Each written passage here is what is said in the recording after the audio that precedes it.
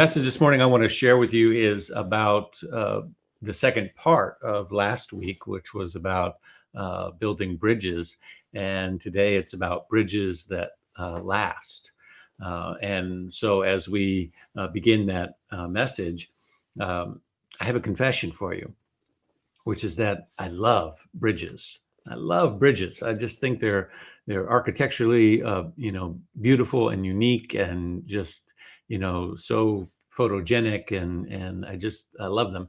And for those of you who know me, you know that I spent 17 years, the last 17 years or so of my life, living in Portland, Oregon, the city of bridges. Many beautiful bridges that span the Willamette River and downtown Portland. And I even brought into the background, I'm always changing things in the background here just to kind of, keep your eyes peeled for, it's kind of like Where's Waldo stuff going on in the background. So I brought in there's a photo of the St. John's Bridge that I took in Portland, Oregon. It's framed there. I don't have a place big enough on the wall to put it, so I just set it on the windowsill to have it in the backdrop. I don't know how well you can see it, but I just I love bridges and the metaphor that they are for taking us on a journey and reaching us from one threshold to the next, right? And in fact, when I was in Portland, there was a really cool gift shop they called Presence of Mind, I think on Hawthorne in Northeast Portland. And they had these, other places had them too, but they had these little laser cut wood models of the various bridges in Portland. And they were like, $20 or so. And it's sort of one of the things I regret. I wish I had purchased all of those, because I'm now thinking about this series this week. And I thought how cool they would be to kind of have on my bookshelf, these little model bridges. I can't find them online on Amazon. So if anybody out there in the Pacific Northwest knows the store I'm talking about, hook me up after the service. Let's talk. It'd be really cool. So why this sort of obsession? Well, I've got another thing to show you that will kind of explain everything. You know that I've been in this movement a long time. I've been going to camps for a long time. I started when I was about 11 years old, going to our teen camps for Youth of Religious Science way back in the day. And years ago, when I went to college, my mom took all of the camp, not all, but a lot of the camp T-shirts and sweatshirts and things that I had sort of piled up over the years, and made them into a quilt. And so I have that here. Here it is. I don't know if you can see this, but there's some of the various. This is one of the first camps I went to, called Peace Begins with Me on Camp Fox on Catalina Island. I don't know if you can see that. There it is. But there's one on here. I got to find it. It's a little show and tell today. Here it is. Check this out. Check that out. Can you see that? The Bridges of Love. Look at that right there. Camp Fox, 1988, 89. Bridges of Love, YORS. That's Youth of Religious Science. And a white and black hand reaching together, making a bridge. So that, I still think about the workshops and the exercises that we did at that camp that were about diversity and inclusivity and prejudice and bias and all of those things, and how we can span the gap in our hearts. And that was in 1989. I was about maybe 13, 14 years old. I was about the age that my oldest son, Josh, is now. And it was my third or fourth camp, I believe. And the theme song for that camp was a song by a guy by the name of Stephen Longfellow Fisk. Not real well known in New Thought anymore, but back then in the 80s and 90s, I think he was fairly well known. Did a lot of peace movement stuff in Los Angeles, and there's a song by him called Bridges of Love. Don't worry, I'm not going to sing it. I leave that to the professionals. But here are some of the lyrics of the beginning of that song. If we can build great bridges across the mighty ways between distant ridges, why are we still so far apart? Why can't we find a way from soul to soul, from heart to heart. For now, what the world needs more of is to reach for each other in bridges of love. Bridges of steel, they reach from shore to shore. Ah, but bridges of love, they reach so much more. They link our common hearts, our common minds. I was riffing off my memory there, and that is where it dropped off. So I only wrote a few of the lines on the page, but beautiful, right? To this idea of these bridges we need to build. And this is the message I want to build into today, as we are just, 8, 9 days away from perhaps the most consequential election of our lifetime, or certainly of this generation. And it occurs to me, my mind and heart has been on the post-election experience that we will have to create with one another, and that we will indeed have to find our ways to each other again, that our task will be to reach in bridges of love, to repair what has been damaged, and to find our way to each other again. And it's sometimes hard in what is still now the polarized state to imagine how that will be. But nonetheless, it is very clear to me that that will be our task. That'll be the task of all of humanity, no matter what side of the polarization we find ourselves today. So I want to talk today about bridges that last. What are the elements of the bridge? What holds it up? What gives it strength? What are the planks that we sort of walk on, if you will? And as I was saying last week in the first part of this series, that we find ourselves on opposite sides of these great chasms. We find ourselves, perhaps you, like me, find yourself in shock and dismay that you cannot believe what, quote unquote, the other side is doing or thinking, or the ways in which they are behaving. How did we get to this? And it's tempting to think that our antidote is to develop a spiritual practice that will somehow inoculate us from such divisive behaviors, that perhaps somehow in prayer and in consciousness we can rise above it all and remain in this safe space, this neutral place, this place of pure thought and affirmative thinking, right? And what I've discovered is that that is really a false binary. The choice is not between a pure consciousness and engagement in the issue. That the choice is actually not an either or. It's the full embodiment of the both and. Can I get an amen right there?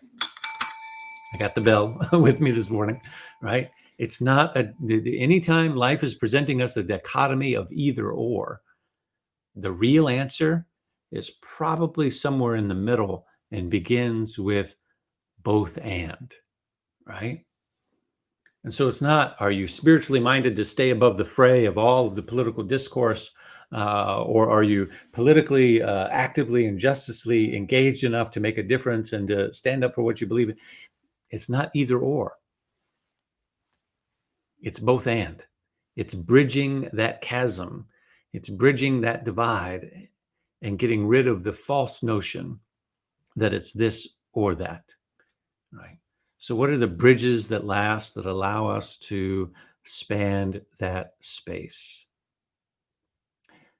First of all, if we back up just a little bit more, we find ourselves in these polarized banks of life because we've been living in the midst of and surrounded by really three great illusions. And if you identify with these illusions as I share them with you, don't feel bad, right? Because actually, all of humanity has conspired with you to prop up these illusions for millennia, right? So if you identify with these illusions, it's not like, oh, well, gosh, it's how could I possibly have been so, blind or naive or this or that? No.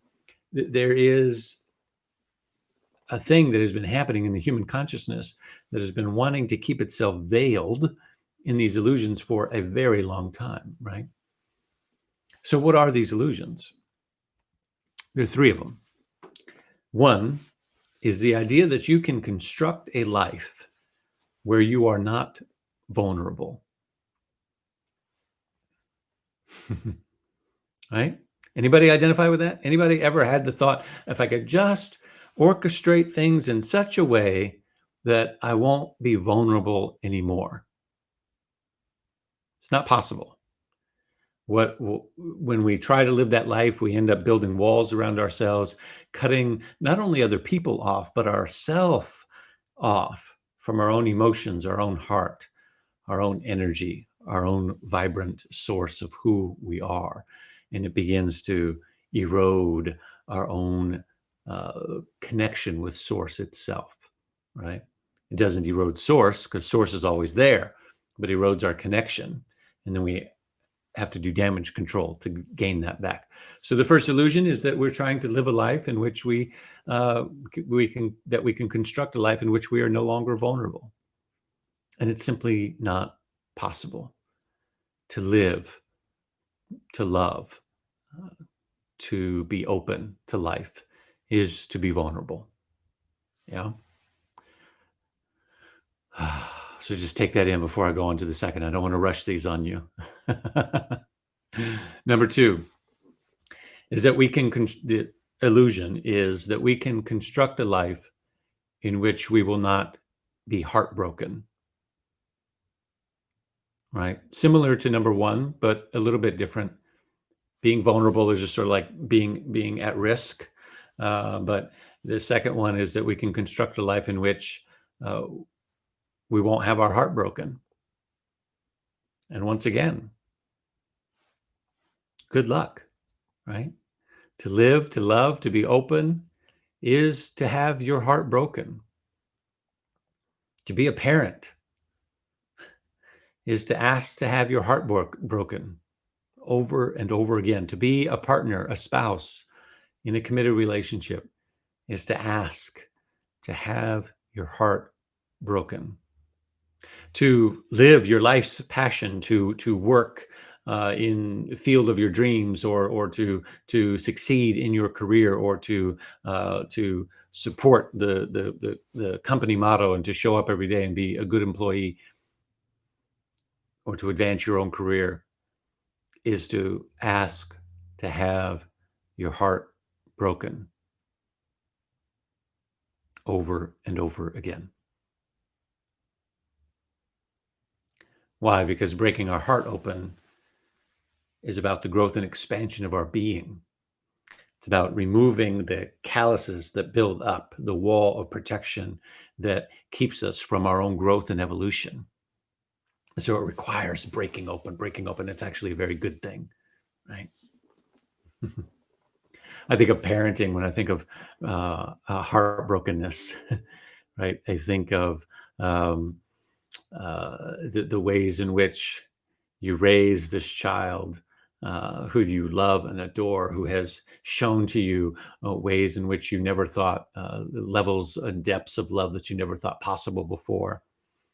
And then one day, as you're standing in the kitchen making their favorite food, and they're 14 or 15 years old, standing behind you, and they say something, and it's the psychological stiletto right in your back, right?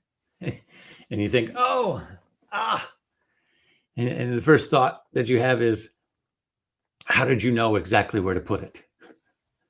Right? And their response is, because I've been watching you. Right? I've been watching your every move for a very long time. To live an open life, to love and to care for others, is to have our heart broken. And it's actually, I would propose to you, a very, very good thing. A very, very good thing, as painful as it feels at times. And the third illusion, take a breath. The third illusion is that I will be able to plan my life well enough. Oh, this one is mine. Ooh, ring the bell for this one. Even in advance of me telling you the rest of what it is, I will be able to plan my life well enough that I can see the path from beginning to end in a nice straight line with no obstruction. Right? This illusion that I can plan, I can, if I'm just smart enough, if I just have the right resources and the right whatever, and I can just, I'll do this, and then I'll get my degree, and then I'll start my career, and then I'll have my family, and I'll do that, and it'll all just work out. And let me just line it all up from beginning to end, see it clearly, know it all. Right? There's only one place in the world where you can create a path from beginning to end where you can see it with no obstructions or illusions in the way. You know where that place is? They call it Death Valley. It's the desert. It's the hot, dry, lifeless desert. And guess what? Even there, it's actually not possible. It's just an illusion. They've actually studied this, right? You cannot actually walk a very long distance in Death Valley in a straight line. They've tested it, right? They've had drones flying, and what happens is people think that they've walked from point A to point B in a straight line, and it turns out not at all, right? Because on the horizon, our mind doesn't have enough things around it to adjust and to course correct. Right? It doesn't have enough obstacles and points of reference to guide us on the journey. And the heat of the desert actually bounces off the dry desert floor. And the right, anybody ever seen the heat waves off of hot pavement? Right, the heat waves disorient us, and so we actually are not, even when we think we're walking a straight line. So life requires the obstacles. It requires the dips and the valleys and the turns and the bend and the surprise around the corner and the grand new horizon that we never thought we would see. Right? I often think about when I think about surprises around the corner. There's one in particular story that I think about. Lewis and Clark, when they're on their expedition from St. Louis to try to find the passageway to the Pacific Northwest and to the Pacific Ocean, they reach this point where they've been traveling and traveling, with their canoes and walking in mud and just unknown territory, and they've got their guide and they get to these mountains, and they think, there, when we get over that ridge, we're going to see the Pacific Ocean. We're going to see it clearly. We've gotten to this ridge and to the base of these mountains. So all we need to do now is go up.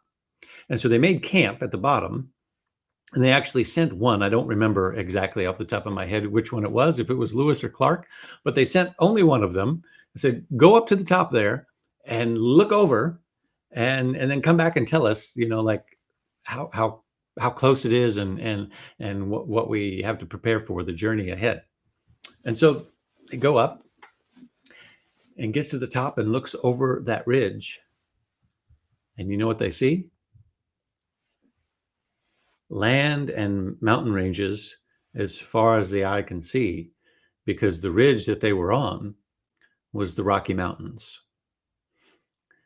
They were nowhere close to the Pacific Ocean. And when I think of surprises in our life journey, right, I think of that story, and I think of that must have been one really long walk back to camp, right? Because everybody at camp is expecting, like, he's going to tell us how close the ocean is. And you're like, oh man, I got some bad news, right? So we cannot. That's the third illusion, that we cannot plan our life in a way that it's a straight line from point A to point B. There are going to be surprises along the way. And so it's these three illusions that that actually work our mind and our interaction with each other in such a way that we find ourselves polarized and standing in different places, divided either from each other in relationships, from our own source of our good, from each other in politics, um, however you want to frame it, right? And so it requires navigating these illusions, and navigating life then requires the building of bridges. It requires the building of bridges so that the work of building bridges actually helps us tear down those three illusions. And we have to tear down those three illusions in order to effectively navigate the world. So last week I shared that there were four elements of kind of the foundation of bridge building. You could think of these as the anchors or even the poles in the middle or on the sides. And there's four of them, so you could even think one on each end of the chasm, and maybe two in the middle if you wanted to think of it that way. And these four things are these.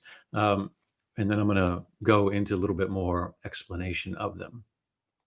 Refuse to be a victim, number one. Number two, refuse to hate. Number three, to act based on our beliefs. And number four, to believe that in the end, justice will prevail for all. These come from the Nassar family outside of Palestine that have this beautiful 100-acre farm that is kind of in no man's land. It's in between, just outside of Bethlehem, and they're a Christian Palestinian family. And so they're sort of in this war-torn, right in the battle of this polarization. And both sides have tried to get them to give up the land. They've tried to purchase the land. They've tried to cut them off from electricity and water. They've tried all kinds of things to be able to reclaim the space. Both sides have, and they refuse. They've been on the land for 100 years. And so now they've created this nonprofit called the Tent of Nations. And they invite people to come and to work the land with them and to learn about nonviolent peace building skills. Conflict resolution. Beautiful, beautiful story and family and work that's happening there. Someday I would love to go. I'd love to take some folks from SLCA with me. Let's plan that. Let's plant that seed right now. So let's look at these four things. Refuse to be a victim. Here's the thing, right? As we understand consciousness, as we understand the laws of metaphysics, there are no victims in life, except, and I need to make this clarity, this clarifying point, very, very clear to each of you. There are no victims except those who are subject to our moral care and then are failed by our irresponsible or unconscious behaviors. I'll say that again so that it really comes through. There are no victims in life except for those that are subject or entrusted to our moral care and are then failed by our irresponsible or unconscious behavior. So this could include children, does include children. This could include the mentally ill. This could include the elderly. This could include veterans, right? They come home from war. They're entrusted to our moral care. And sometimes as a nation, we do things that fail them, right? It could include anyone with whom we make a conscious agreement of mutuality with. That we make a conscious agreement of mutuality with. We say, we are going to do this in order to better serve you. And the you can be anybody, right? And when we fail to live up to that agreement of mutuality, then they become subject to our lack of responsibility, right? Now, we're all in charge of our own consciousness, And there's only one thing happening here. So there ultimately is no victim because there's only the one trying to wake itself up. But in the reality of our everyday lived experience, we create these contracts of mutuality, and sometimes we don't live up to them. And when we do that, people suffer. And the only person that's responsible for that is ourselves, right? The individuals who made the moral agreement of mutuality. So it means that we are all vulnerable at some point, right? We're all vulnerable at some point. This helps tear down that first illusion that we cannot construct a life in which we are not vulnerable. Because at some point in our life, we were all children. At some point in our life, we will all be elderly. At some point in our life, we will all be in the entrusted care of others, of our parents, of our children, of our neighbors, of you name it, right? So we're all vulnerable. We cannot construct a life in which we are not vulnerable. The second pillar of the bridge is to refuse to hate. You know, it was Dr. King who said that I refuse to hate. Hate is too heavy a burden to bear, right? I must choose love because hate is too heavy a cost to pay for my own soul, for my own dignity, right? And this refuse to hate goes to the heart of that second illusion, which is that we cannot construct a life which is free of heartbreak. What do I mean by that?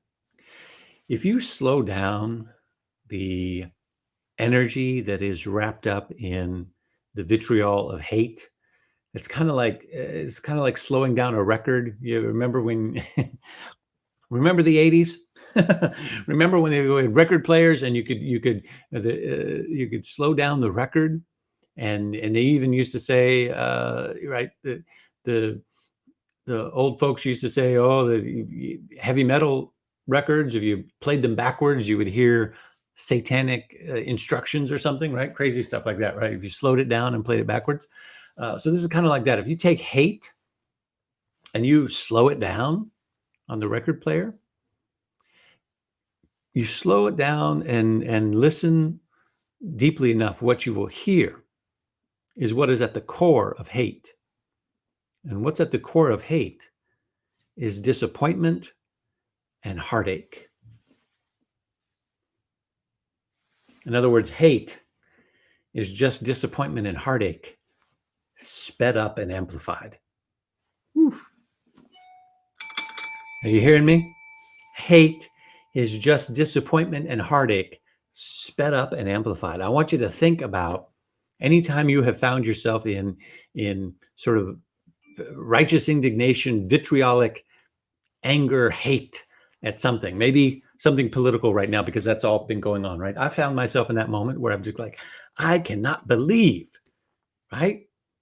That man, that party, that whatever, I cannot believe, right? That they're locking up children at the border, that they're separating from their parents. Right? But if I slow down that angry fist long enough and really tune in to what's underneath it, it's actually heartache. It's deep, deep disappointment. My heart is broken because our covenant of mutuality has not been respected by those it was entrusted with. It's easier to hate. It's easier to speed that up and just project our hate than it is to deal with our heartache. But remember, heartache is good and necessary for us because it opens us up and gets us back into the heart space so that we can get reacquainted with what our core covenant is with all of humanity. Are you with me? So we refuse to hate. We choose to live in the vulnerable, heart-open space instead. The author of the one of the authors of the books I was referencing last week, Arthur Brooks, talks about refuse contempt and restore dignity as a pathway for building the bridge across these chasms that we find ourselves in politically. Refuse contempt and restore dignity, right? Because and dignity is different than respect, right? Respect, again, is about exchange. You have to earn my respect. I have to earn your respect. You have to earn my respect. But dignity is something that is sovereign and sacred, that we all have, and that no one can take from us. No one should take from us. So if I don't want anybody to rob me of my dignity, then I can't rob anybody else of their dignity, no matter how off-putting I find their behavior or their words or their actions, right? I may not respect them.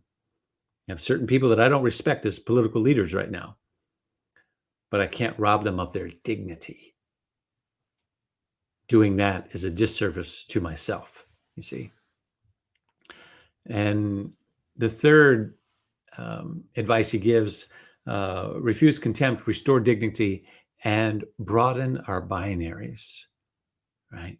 And these, to me, the refuse contempt, restore dignity, and broaden binaries are kind of like the planks on the bridge, right? The pillars are refuse, hate, right? Refuse to be a victim. Those are the pillars. The act on our faith and believe that in the end justice will prevail. Those are kind of the pillars. And then the planks are these ideas of refuse to contempt, restore dignity, understand respect is earned, but dignity is given. And then broaden our binaries. Broaden, whenever we've been forced into a box of either or thinking, binary constructs, right? We ought to remember that the world is not so binary. Spirit is not so binary, right? It's much more fluid and dynamic and nuanced than that. And so if I'm thinking either or, binary thinking in my view of others, I invite myself to say, how can I broaden that perspective, right? The third pillar is to act on our faith. To act on our faith. I want to explore this just a little bit, and then we'll get to the last few things here. To act on our faith means to remember that for me, it is these four things. To remember that consciousness is everything, right? That everyone is on the path. Everyone's on the path of their spiritual journey. Your path might be different than mine, right? There are many paths through the forest, and there's a spiritual path. That could be the 12 stages of the cross if you're Catholic. It could be the Eight Noble Truths if you're Buddhist. It could be the journey of liberation. It could be a number of different ways that you articulate the path, but everyone is on the path, right? So for me, acting on my faith is to remember consciousness is everything. Everyone is on the path. Everyone is on the path. There are no exceptions. 3, evolution is our nature. Evolution is our nature. The cycle of life is clear, and the cycle of life is that things grow and evolve. Everything grows and evolves, right? We go from unknown, from hidden primordial substance to birth, and then from birth to expression and fruition and growth, until we hit our prime expression, right? And then to retracting, and the process of dying, and then eventually back into the unknown and back into the primordial substance, and then back again. And everything is in that cycle. Everything is in that cycle, right? Everything is in that cycle. The trees, the leaves, the birds, the animals, you and me, our fingernails, our hair, our skin, ashes off, everything is in that cycle, and it's evolving, right? It's not just one time around. It's everything is in that cycle in different stages in different ways. We hear that. We see that life demonstrates around us that everything is in that life cycle. And it's kind of like I imagine humanity sometimes like at a restaurant of the universe, right? We're at the restaurant of the universe, and the waiter says, "Okay, the life cycle of this meal that you're about to take is from unknown to birth to growth to primal, to prime expression and fulfillment, to decline to death, to back to the unknown, and then over again, right?" And we hear that, and we go, "Wow, that sounds amazing. I will have the first half with extra fulfillment, please." Right? I'll take the first half with extra fulfillment, right? Which means, come on, who's with me? Anybody order just the first half and a side of extra fulfillment, right? Sustained growth and fulfillment, please. We don't really want to go through that second half of the cycle. And you know what that means?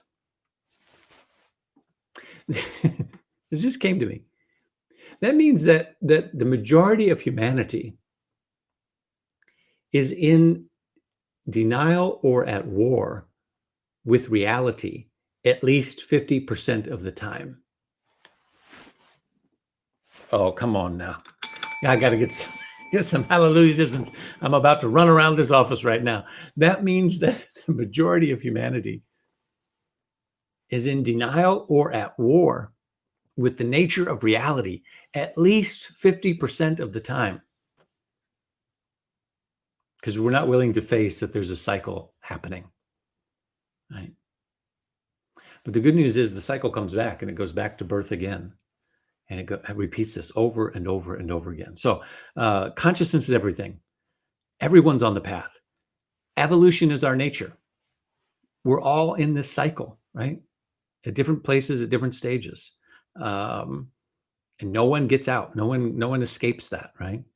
And then the fourth one is that spiritual practice is the means of our growth, right? If evolution is our nature, that means we're growing, then spiritual practice is the measure of our growth. And we grow by affirmations, by understanding consciousness, right? Through the tools of affirmations, affirmative prayer, meditation, visioning, forgiveness, right? All of these kinds of things. These are, again, all planks on the bridge across the chasm, right? And finally, to believe that in the end, justice will prevail. And justice prevails because there is a bigger evolutionary thing happening than our own portion of the path, right? There's a bigger thing happening than our own portion on the path. And most importantly, when you look at most like suspension bridges, which are kind of my favorite, like the Golden Gate Bridge in San Francisco, or the St. John's Bridge in Portland here on the windowsill behind me, these long cables, right, that swoop and are anchored on the pillars and then swoop to the shores, right? There's something about a suspension bridge that is critical, and that is that it's flexible. It's flexible. Have you ever been on a big bridge and felt it sway? Right? Yeah. Bridges have to be flexible to deal with the dynamics of the world around them. And that flexibility, for me, the cables are this last spiritual practice. That is the practice of forgiveness. Without forgiveness, we're rigid and we're stiff and we can't move. But with forgiveness, we can sway. We can be tenderhearted. We can be compassionate. We can understand that people do and say things that they don't mean. We can understand that people act out of unconsciousness. People act out of rage. People act out of unawareness, that hurting people hurt people. And that we have to adjust our expectations and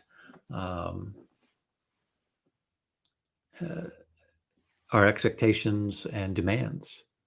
The definition of forgiveness that I use is the releasing of demands and expectations that block the path of love. Forgiveness is releasing the demands and expectations that block the path of love, right? And you might think, well, but I don't want to release that demand or expectation. They should be able to do this, right? That person is in office. They should be able to act competently. Yeah, yeah, they should be, but they're not, right? And they don't. And so, who does it become foolish upon to continue to have the same expectation of an individual who clearly demonstrates that they're not competent to do that, right? If you're in an abusive relationship and you keep thinking, well, the person should be able to love me, right? They should be able to only have one drink and not have a problem. They should be able to, control their anger and their emotions and not hit me. Right? They should be able to, but shoulding doesn't get us anywhere, right? When somebody's clearly demonstrated that they can't and they don't and they won't, then it requires of us to forgive, to release those demands and expectations, but also to release them from the role which would require them to meet those demands and expectations, right? You've clearly demonstrated you can't do this. So I'm not going to keep expecting that you can. And you're not going to further be put in the role where you're expected to meet that demand or expectation. You can go now, right? You can go now, right? Step out of the way. We'll find somebody else to do it. Which is to me what I want to bring. For me, it's what I bring to this election cycle. It's not about anger. It's not about retribution. It's not about getting back. It's actually incredibly, what I hope to be, an incredibly compassionate act of forgiveness. We had a demand and an expectation, and you didn't fulfill it. And so we release you, we bless you, and we'll find somebody else to do the job. Right? I hope that's the way it goes. We'll see. But that's what gives us flexibility on the bridge. And finally, I'll close with this. This is a poem from David White called Finster. And it was written for a friend that he met who had taken the journey of the path in Spain, the Camino de Santiago. And it was about, at the end, there's a place where you take something that helped you on the journey and you leave it there. There's several different rituals that you do, right? At the end of that journey, and you take letters that you carried with you and you burn them, and et cetera, et cetera. So you told her whole story, and then he wrote this poem. And to me, it really speaks to not just the Camino de Santiago, but also to the universal journey that we're all on, and the bridge that we all have to find our way back to each other. So I leave you with this as inspiration for the bridges that we all need to find in what will soon be the post-election experience. The road in the end, taking the path that the sun had taken, the road in the end, taking the path the sun had taken into the western sea, and the moon rising behind you, the moon rising behind you, the road in the end, taking the path that the sun had taken into the western sea, and the moon rising behind you as you stood where ground turned to ocean. No way to your future now, but the way your shadow could take, walking before you across the water, walking before you across the water, going where shadows go. No way to make sense of a world that wouldn't let you pass, except to end all of the ways that you had come, to take out each frayed letter that you had brought, and to light their illumined corners, and to read them as they drifted on into the western light, to empty your bag and to sort this and to leave that, to promise what you needed to promise all along, and to abandon the shoes that brought you here. Right at the water's edge, to abandon the shoes that brought you here, right at the water's edge. Not because you had given up, but because now you would find a different way to tread. And because through it all, part of you would still walk on, no matter how, over the waves. Part of you would still find a way to walk on, no matter how, still over the waves. And that way over the waves is the bridges that we build. So thank you, my beloveds. Please go vote. Let us know if you need support in going to vote this week if you're in the greater Atlanta area. I love you all, and we'll see you real soon. I'm looking forward to Live on the Drive coming up on Sunday, November 8th. Peace and blessings.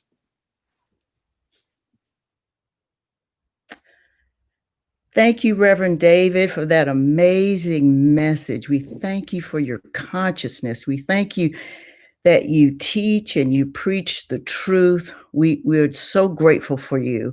And we're so grateful for our spiritual home, the Spiritual Living Center of Atlanta, our board members, our practitioners, our pledgers, and all of the people that are dedicated to keeping the Spiritual Center of Atlanta lifted.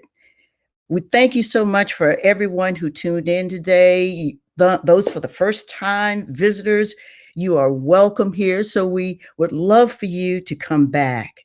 So we are so grateful for all of your financial gifts, your tithes, your pledges, your offerings, in keeping our spiritual home vibrant and alive. So with that, we're going to do our grateful giving affirmation, and Shannon is presenting to you on the screen all the different ways that you can give. So as we say together our affirmation for grateful giving, let's activate that law of circulation in our lives and say together and affirm, I live in a universe of abundance. As I freely and joyfully give, I join in the divine flow, and all that I share with life returns to me multiplied abundantly, and so it is. Thank you all. You are appreciated and loved.